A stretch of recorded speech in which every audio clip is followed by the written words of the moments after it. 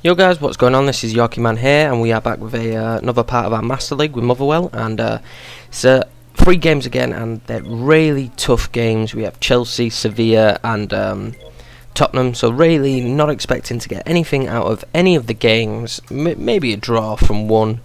We managed to beat Sevilla before, so I came into that game quite confident.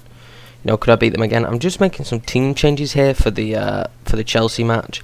I wasn't really too worried on who I picked because I had come to the conclusion that no matter what side I picked, I probably I wasn't going to get anything out of this game anyway. But Chelsea looked like a fierce side. What we was lining up against definitely worried me. And Chelsea on this game are really tough, as they'd let us know early on here with just a crazy the box shot with Hazard and Torres. They just kept on. We stayed tough defensively early on, but they just kept on trying to break us down. And as you can see here, we managed to get the ball away. But yeah, they were really tough on us. And I went quite attacking in all the games, and I think maybe that was my downfall in the end when you see the results. But McHugh here gets a good shot off. He's not really done much or anything for us, so that sort of shot getting off is great. And I've changed the camera angle, guys, as well. Higginbottom there, that should be a goal. If I get myself in that position, I should be scoring. But look at this here, Torres is through, but the keeper makes a great save. But then I don't know how Ramirez manages to get that ball to go through all those players. But he does, and it's a goal for Chelsea, and it's frustrating for me to concede that sort of goal after we've been so tight, and the keeper actually made the save from Torres, but then Ramirez just lands to him perfectly, and a little bit frustrating there, but we had to play on. And coming up to half time, the last thing you want to do is concede, and especially when it's Torres who's scoring against you. But we concede there, and it was a little bit unlucky. I thought it was offside at first, but it wasn't. They had some really tricky players that I found horrible to try and deal with. I really didn't enjoy dealing with some of the players they had on the pitch. But if you look at the stats there, we weren't horrible. We tried to create as much as we could, and in the second half we really shone. I started to get to grips with how Chelsea were playing, and I tried to force them a little bit more, just make them panic a bit more. And McHugh scores straight after half time. That is just what you need to give yourself a lift for this second half coming up. McHugh hasn't scored for us yet. He's been really piss poor, if you ask me. But when you come in and you score that sort of goal, that is exactly what I needed. And then from then on, I really went on the attack, and McHugh got a few opportunities. I mean, that's a good shot there, but Czech's an unbelievable goalkeeper, and Onjama gets a shot here as well. And I brought him on, and he came into the game quite well, but unfortunately you can't always come back. And the final result was 2-1, but I felt like we held ourselves well against a tough Chelsea side. So I wasn't like, coming out of that game, I wasn't like, oh damn, because I know there's much easier games coming up that if we play like that, we will win. We were just a little bit sloppy in defence. I mean, I need some quicker defenders, I know that straight away. I certainly need a quicker centre back. But coming into the Sevilla game, we beat Sevilla last time out, so obviously confidence is high when you're coming up against them, and this game is an unbelievable game. This is why there's only 3 games in this episode, and why the episode's so long.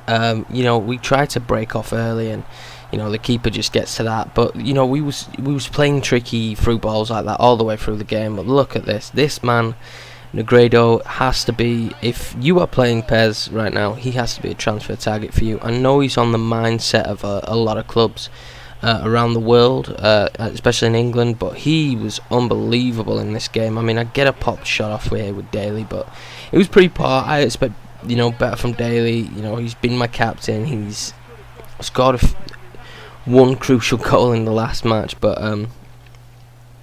again, he gives the ball away, and after watching the highlights, I could really pinpoint Daly had a massive factor, like with that why this game didn't come off how we wanted to. I mean, I can't give a player of Negredo's level, that sort of space.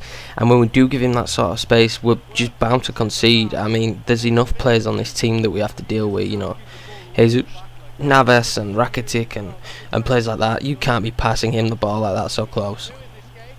It's just ridiculous. But I was 2 down and I was frustrated at this point. I was like, I really need to reset. This is not how this game is meant to go. And look at this, a little bit of a finesse shot there, and I was scared he wasn't going to go in, but Ebert gets another goal, and he's our striker for the future, in my opinion.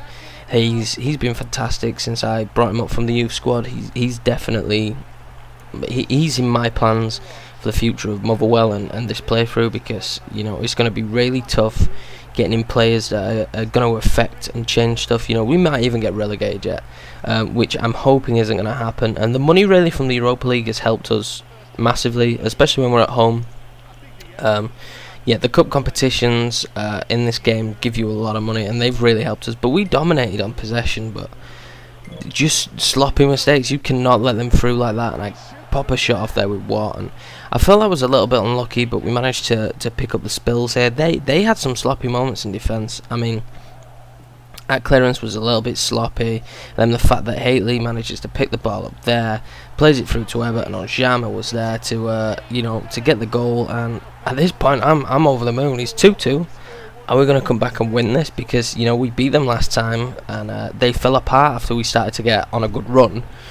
They really started to struggle. So I was kind of in a happy mood. I was kind of like, I think we might actually beat them here, but we were at home as well, so it's frustrating when you're at home and you don't win. But Negredo has a great header there, and unfortunately, we give away another corner, and corners on this game can really punish you. We even managed to get the clearance, but it falls to Rakitic, and I mean, the keeper probably couldn't see it through all the players. I expect a little bit better, but it's quite unlucky.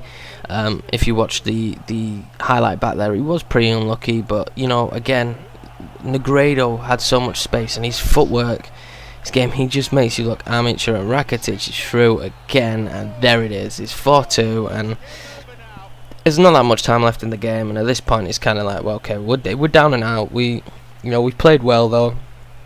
Daly gets a shot off here, and in the second half he played quite well. He certainly had a game or two halves, but giving away that goal as I see it. But from the corner there, look, Onjama scores, and he's certainly our star when it comes to in front of the net. There's no one who's doing it better than him. He's scored the most amount of goals in my squad. He's been the best player in the squad, really. When he's on the ball, he can create as well. He's created for Ebert a few times, so I'm very happy with his performances. I think in this episode you can see, and they come close there right at the end of the game, but 4-3, it's not the end of the world. We gave our best, I feel, but I feel like we were complaining about our defence in other episodes, and our attack was horrible. Now our attack are getting the job done and scoring the goals, but our defence has been horrible. But as you can see, after 4 games, we're all neck and neck, and we've played the hardest team twice now. But we come into a game here against Fulham, and Phillips, he's got good feet. He's from the youth squad as well, and he's got good feet. And in that sort of position, he can create, and he did pretty well here. Doing the fake shot.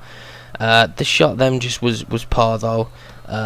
Tottenham, they're always going to be hard to play. You're not going to catch Tottenham in an easy game, but we've come close again here with Ebert. I think he's put off a little bit by the tackle, which is fair enough, but we looked really good early on, but we just had a lapse judgment. And again, that sort of goal that Ramirez scored, where the keeper saves it, but he just comes perfectly out to Dempsey, and he rockets that into the back of the net, and I'm frustrated. But coming forward, look at this with Aaron Lennon again here. Why are we awarding him that amount of space? And his footwork was unbelievable in this game. He had me panicked a few times, and we tried to come back into it. I think Ebert maybe should have slotted that in. It was a bit of a poor shot. Higden though lays it off to Higginbottom, and that is a beautiful goal. I was so happy with that sort of goal, and Higginbottom's come into his own really on the left or the right wing. I was playing him today for Daly because I was so angry with Daly's performance in the last game. It was just, it wasn't good enough, if you ask me. So I played him in this game, and if you see, you know, that we win the ball back with Law, who's been pretty sturdy in midfield, and he's just laid back to him to have a crack.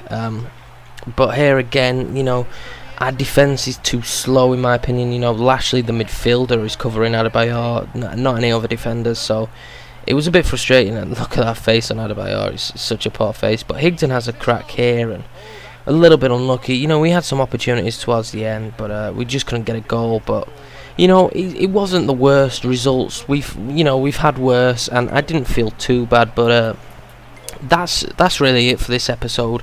I'll just show you the table real quick here. But I've been Yorkie Man, and I'll catch you in the next one, guys. Thanks for watching. See you later.